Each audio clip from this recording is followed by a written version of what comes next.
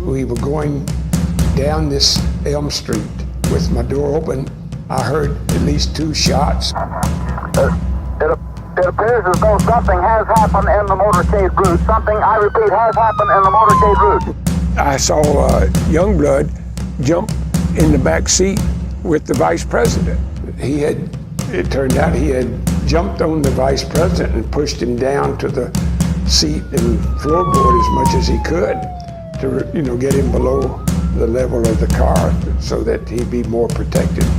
Of course, I'd already heard the 3rd shot, and when I first looked out to the right, I saw people dropping to the ground up on this grassy knoll there, and the sound came from the right, and I just assumed that that's where the shooting was taking place from that location.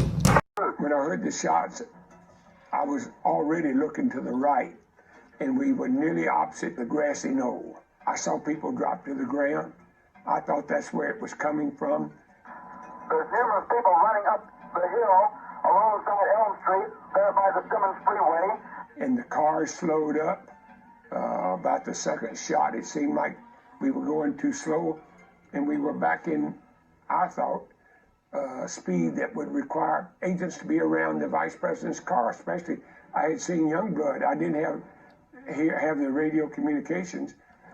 I saw Youngblood jump in the back seat with the vice president. He had to remove themselves really from that particular area right there. Of course, conspiracy theories abound around the Kennedy assassination, and one theorist has Lem Johns running toward the picket fence where he thought the shots were fired, boldly seeking to apprehend the shooter or shooters. Lem says this didn't happen, that he stood in the street trying to hitch a ride. No, absolutely not. That was not my concern or responsibility. I mean, my main thing was to help protect then the Vice President of the United States and his wife, Ms. Johnson.